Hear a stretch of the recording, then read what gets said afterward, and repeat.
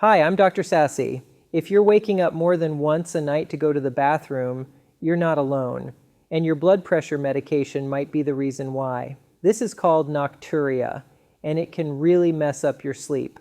Some common blood pressure drugs, especially diuretics or water pills like furosemide or hydrochlorothiazide, help remove salt and water from the body, but all that fluid still has to leave, often in the middle of the night.